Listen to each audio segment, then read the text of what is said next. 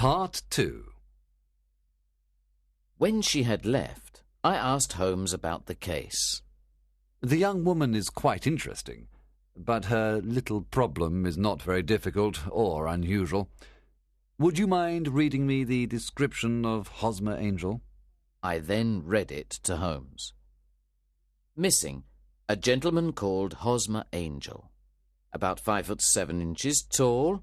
He's strongly built with black hair, black sideboards, and moustache. He's a little bald in the centre. He wears dark glasses, and he's got a speech defect. He has got a sallow complexion. He was wearing a black coat, black waistcoat, grey trousers, and brown boots. Please contact Miss Sutherland, etc., etc. That is enough, said Holmes. Now, look at these letters, which Hosmer wrote to her. What do you see? They are typed, I said. Not only that, but the signature is typed too. The point about the signature is very suggestive. In fact, we can call it conclusive. Of what? My dear fellow, can't you see how important this fact is to the case? No, I can't, I replied. Unless Hosmer didn't sign his letters because he didn't want to be legally responsible for what he promised. No, that was not the point, said Holmes. But now I will write 2 letters which will solve this mystery. One of the letters is to Mr. Windybank's firm in the city, and the other one will be to Mr. Windybank himself, to ask him to come here to meet us tomorrow evening at 6 o'clock. A few minutes before 6 the next day, I returned to Baker Street. When I walked in, Holmes was doing chemistry experiments. Well, have you solved it? I said as I walked into the room. Yes, it was the bisulfate of baryta. No! Miss Sutherland's mystery, I cried. Oh, that. I thought you were asking me about the chemistry experiment. There was never any mystery in the matter. The only problem is that the scoundrel did not do anything illegal, so he can't be punished. Who was Hosmer Angel, and why did he abandon Miss Sutherland? But Holmes did not have time to answer me, because just then we heard someone knock at the door, and then someone walking towards Holmes's room. This is the girl's stepfather. He wrote to me to say that he was coming, said Holmes. The man who entered the room was a strongly built fellow without sideboards or moustache, with a sallow complexion, and he looked at us with a pair of penetrating grey eyes. He was wearing a black top hat. Good evening, Mr. James Windybank, said Holmes. I believe this is the typed letter that you wrote to me to say that you were coming here. Yes, sir. I am sorry that Miss Sutherland has troubled you about this little problem. Also, I don't like other people knowing about our family misfortune. Anyway, I don't think that you will ever find this Hosmer Angel. On the contrary, said Holmes quietly. I am almost certain that I will find him. Mr. Windybank started violently and dropped his gloves. I am happy to hear that, he said. It is a curious thing, remarked Holmes, that a typewriter is just as distinctive as a man's handwriting. For example, in this letter of yours, I can see that this part of the R has a slight defect. There are also 14 other characteristics of your typewriter. We write all the letters in the office with this typewriter, said Mr. Windybank. And now, continued Holmes, I will show you what is really very interesting. In fact, I'm thinking about writing a book on the typewriter and its relation to crime. Mr. Windybank jumped out of his chair and picked up his hat. I cannot waste time over this ridiculous talk. If you can catch the man, catch him, and let me know when you have caught him. Certainly, said Holmes, walking over to the door and locking it. I let you know that I have caught him." What? Where? shouted Mr. Windybank, becoming white and looking around like a rat in a trap. "You can't get away, Mr. Windybank," said Holmes. "This case was really very easy. Now, sit down and we can talk about it." Mr. Windybank fell back into the chair. I did not do anything illegal, he stammered. "I am afraid that you are right. But, Mr. Windybank, it was a cruel, selfish, and heartless trick. Now, let us look at what happened," said Holmes. Then Holmes sat down and began to talk. "The man marries a woman older than himself for her money. He can also use the money of the daughter as long as the daughter lives with him and the mother. The daughter has a lot of money, so it is important not to lose it. But the daughter is friendly and affectionate, so it is clear that she will soon find a husband. At first, this man tells the daughter that she cannot go out, but this will not solve the problem forever. Then one day the daughter says that she wants to go to a ball. What does the clever stepfather do then? With the help of the wife, he disguises himself. He wears dark glasses and puts on a fake moustache. Then he changes his voice and speaks very softly. He is even more certain that his plan will work, because the girl is short-sighted. Then, at the ball, this man keeps away other lovers by becoming the girl's lover himself." It was just a joke at first, groaned Mr. Windybank. We didn't think that the girl would fall in love. "Yes, that is probably true," continued Holmes. "but the girl really fell in love, and you decided to take the situation to the extreme. You began to see her often, and the mother said that she liked him very much. Then you decided to ask Miss Sutherland to marry you, so that she would never again think about other men. But it was difficult for you to pretend to go to France every time Miss Sutherland had to see Mr. Angel. You had to end the situation dramatically. In some way, you had to keep Miss Sutherland from thinking about other men in the future. Therefore, you made her promise on the Bible, and you told her that something could happen on the very morning of the wedding. You took her to the church, but obviously you could not marry her. You disappeared by using the old trick of entering one door of a cab and walking out the other. I think this is the chain of events, Mr. Windybank." Yes, maybe that is true, replied Mr. Windybank. But I did not do anything illegal. And now you are breaking the law because you will not let me leave this room. "You are right. You did not do anything illegal," said Holmes, as he unlocked and opened the door. "But you really deserve to be punished, and I would like to do it." Then Holmes picked up a riding crop, but Mr. Windybank ran out of the door and out of the house. "Now he certainly is a cold-blooded scoundrel," said Holmes, laughing. "That fellow will continue doing worse and worse crimes until he does something really bad and finishes on the gallows. In any case, this case had some interesting points." "I cannot completely follow your reasoning in this case," I said. "Well, it was clear from the first that Mr. Hosmer Angel had a very good reason for his actions, and that the only man who could really profit from the situation was the stepfather. He wanted to keep the £100 a year. Then it was very suggestive that Mr. Windybank and Mr. Hosmer Angel were never together. And so were the dark glasses, the soft voice, and the moustache. They all suggested a disguise. The final point was the typed signature. This made me think that the handwriting of the man must be very familiar to Miss Sutherland, and that if she saw even a small portion of it, she would recognize it. And how did you verify these ideas? I asked. First, I wrote to Mr. Windybank's firm. In the letter, I described Mr. Angel after I had eliminated everything that could be a disguise, like the glasses, the moustache, and the voice, and I asked them if they had an employee like that. They wrote back to me and said that I had described Mr. James Windybank.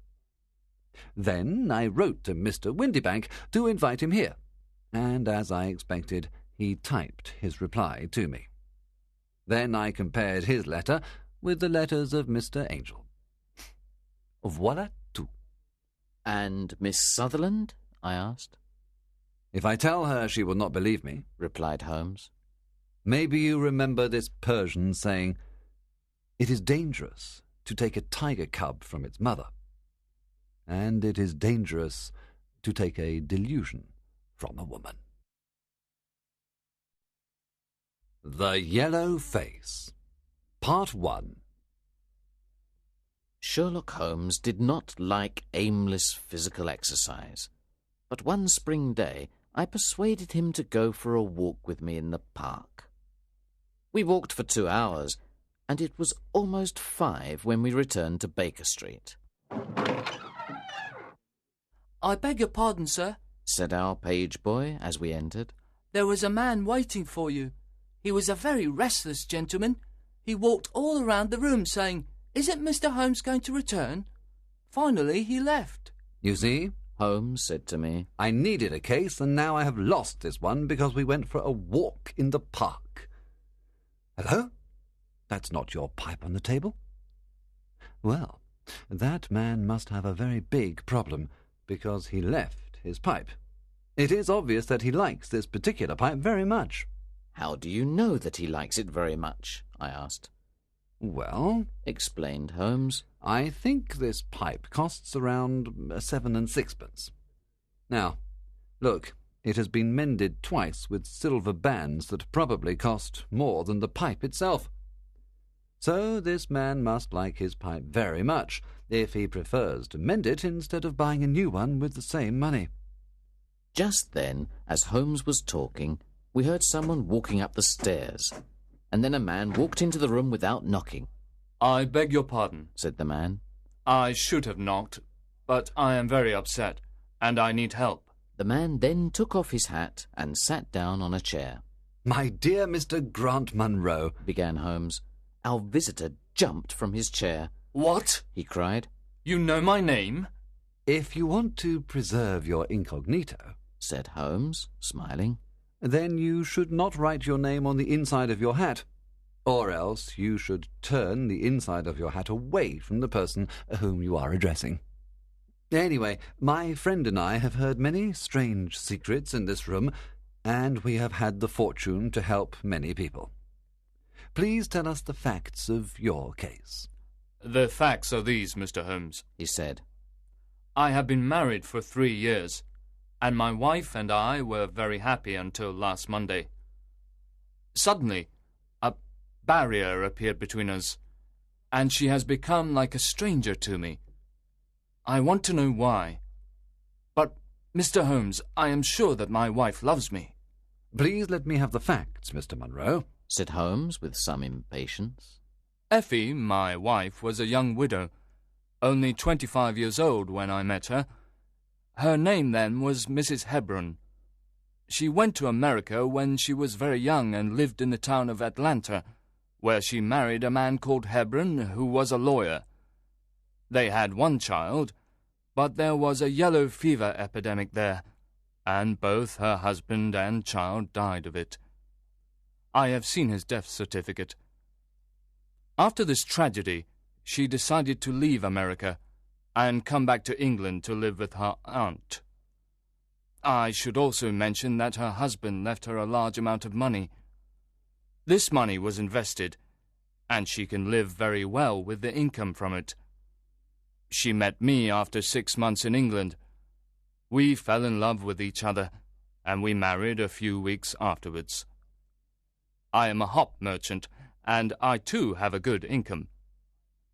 We rented a nice house in the country near Norbury. There is an inn, and 2 houses near our house, and a single cottage across the field in front of our house. Until this recent incident, my wife and I lived very happily there. There is one more thing I should tell you. When we married, my wife put all her money in my name. I did not think this was a good idea, but she insisted. Well, about 6 weeks ago, she came and asked me for some. Jack, She said, when you took my money, you said that if I ever wanted some, I should just ask you. Certainly, I said. It's your money. How much do you want? £100, She said. What for? I asked, very surprised by the large amount. Oh, She said playfully. you said that you were only my banker, and bankers never ask questions, you know. I was not happy about this because this was the first time that there was a secret between us. I gave her the cheque and forgot about the matter. It may have nothing to do with what happened afterwards, but I thought that I should mention it. Anyway, I told you that there is a cottage near our house. Well, I like walking past that cottage, and last Monday, as I walked past the cottage, I saw an empty van going away from the cottage and furniture in front of the cottage. Someone was finally going to live there. I was looking at the cottage when suddenly I saw a face watching me from an upper window. There was something strange about the face, Mr. Holmes, that frightened me. I was not very near, but there was something unnatural and inhuman about the face. It was yellow and rigid. I walked closer to the house, but the face suddenly disappeared. Then I went to the door and knocked. A tall woman answered the door. I told her that I was her neighbour and asked her if she needed any help. If we need any help, we'll call you, She said, and shut the door in my face. That night I did not tell my wife about the strange face and the rude woman, but I did tell her that people were now living in the cottage. That same night, something strange happened. In the middle of the night, when I was not completely asleep, I became aware that my wife was dressed and was leaving the room. She looked very frightened and nervous. I waited for about 20 minutes, and then she returned. "Where have you been, Effie?" I asked as she entered. She moved back quickly with fright. Are you awake, Jack? She cried with a nervous laugh. She told me that she had wanted some fresh air, but I did not believe her. What was my wife hiding from me? The next day I had to go to the city, but I was so worried about my wife that I returned early to Norbury at about 1 o'clock. Walking home, I went past the cottage. I stopped for a minute in front of it to look for that strange face. As I stood there, imagine my surprise, Mr. Holmes, when the door suddenly opened and my wife walked out. Oh, Jack! She said. I came here to see if our new neighbours needed anything. Why are you looking at me like that? Are you angry with me? So, I said, this is where you went during the night. What do you mean? She cried. You came here. I am sure of it. Who are these people? I have not been here before. I know you are not telling me the truth. I'm going to enter the cottage and discover the truth. Please don't go in, Jack. She cried. I promise that I will tell you everything someday, but if you enter now, you will cause great sadness. Then she held me tightly, and I tried to push her off. Trust me, Jack. She cried. You will not be sorry. If you come home with me, all will be well. If you force your way into that cottage, our marriage is finished. I will trust you, I said, if you promise never to come here again. She was greatly relieved. Then, as we started to leave, I looked up, and there was that yellow face watching us out of the upper window. What link could there be between that creature and my wife? After that, everything went well. But one day I returned home early. I discovered that my wife had been to the cottage again, so I went to the cottage. I walked into the house and found no one. But upstairs I found a comfortable room, and on the mantelpiece stood a full-length photograph of my wife. I am sure that our maid had warned them that I was arriving, and they all went away. That is why I didn't find anyone there. When I saw my wife again, I told her that there could be no peace between us until she told me the truth. That was yesterday, Mr. Holmes, and then I decided to come and see you for help. After hearing this strange story, Holmes sat silent for a few minutes, thinking. Then he said, "Are you sure that the yellow face was a man's face?" Each time I saw it, he replied. I saw it from a distance, so I am not sure.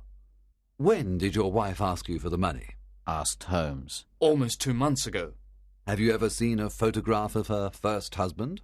No, there was a great fire in Atlanta after her husband's death, and all her papers were destroyed.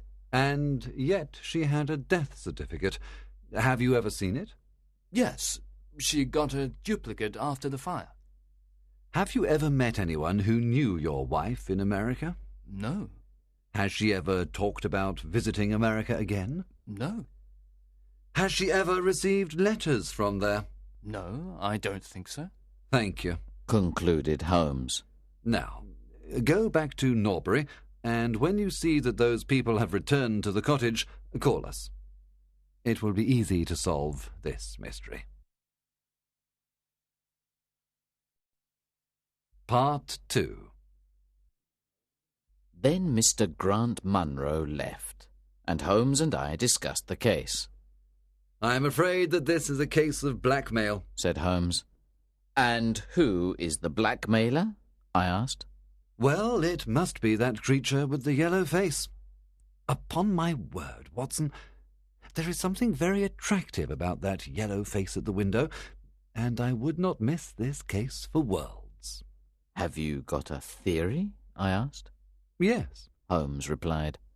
"I think her first husband is in the cottage. This is what I think happened. This woman was married in America. Her husband got a terrible disease. That is why he has that horrible yellow face. She ran away from him at last and came back to England, where she changed her name and started a new life. After 3 years of marriage, she feels safe again. But her first husband, or some unscrupulous woman attached to him, discovers where she lives. They write to her and tell her to send them £100, or they will tell her new husband everything. When her husband tells her that someone is living in the cottage, she knows that they are her blackmailers. In the middle of the night, while her husband is sleeping, she decides to go to the cottage. That night, she is not able to convince her blackmailers to leave her alone, so she returns the next day. That was when her husband saw her coming out of the house. She then promises her husband that she will not return, but she wants to get rid of her blackmailers. She decides to go again, and this time she brings a photograph, which they probably asked her for. Fortunately for her, her maid warns her that her husband is coming, and she and her blackmailers leave the house in time. Now we can do nothing except wait for Mr. Munro to call us, and then we will see if my theory is correct. We did not have to wait long. After tea we received a message from Mr. Munro saying, "There are people in the house." That night, Holmes and I took a train to Norbury. Mr. Munro was waiting for us at the station, and he took us to the cottage. When we arrived there, Holmes asked Mr. Munro if he was sure he wanted to enter the cottage. Mr. Munro said he was sure, and we went to the door of the cottage. As we approached the door, a woman suddenly appeared. It was Effie. "For God's sake, don't, Jack!" She cried. "Trust me!" I have trusted you too long, Effie, he cried sternly. Let go of me. My friends and I are going to solve this mystery. We rushed up the stairs to the lighted room. In one corner there was a desk, and at that desk there appeared to be a little girl. Her face was turned away from us when we entered the room, but we could see she was wearing a red dress and long white gloves. She turned around to us, and I gave a cry of surprise and horror. Her face was the strangest yellow colour, and it had absolutely no expression. A moment later the mystery was explained. Holmes, with a laugh, put his hand behind the ear of the little girl and pulled off the mask. And there was a little coal-black girl. She laughed. And I laughed too, but Grant Munro stood staring with his hand holding his throat. My God! He cried. What does this mean? I will tell you everything. Cried his wife with a proud face. You have forced me, and now we must both accept the situation. My husband died at Atlanta. My child survived. Your child? Cried Grant Munro. She pulled out a locket, and inside the locket was the picture of a very handsome and intelligent man, but a man who was obviously of African descent.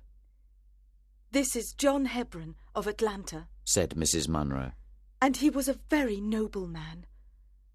I cut myself off from my race to marry him, but I never regretted it for a moment. Unfortunately, our only child took after his people rather than mine. She is very dark, but she is my dear little girl. When the little girl heard these words, she ran to her mother. I left her in America with a trusted servant, Mrs. Munro continued, because she was not very healthy, but I never considered abandoning her. When I met you by chance and learned to love you, I was afraid to tell you about my child.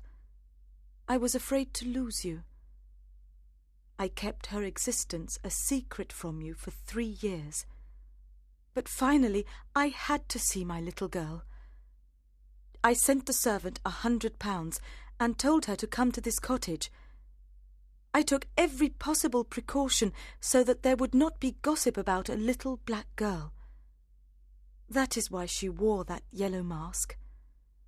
You told me about her arrival in the cottage, and that night I had to see her, and that was the beginning of my troubles. And now, tonight, you know everything.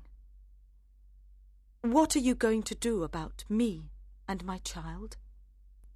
Mr. Grant Munro did not say anything for 2 minutes, and his answer was one of which I love to think. He lifted the little child, kissed her, and with the little girl in his arms, he gave his other hand to his wife. We can talk it over more comfortably at home, he said. I am not a very good man, Effie, but I think that I am better than you thought. We all left the cottage together, and then Holmes and I returned to London. We did not say another word about the case until late that night at Holmes's house in Baker Street, just before Holmes went to bed.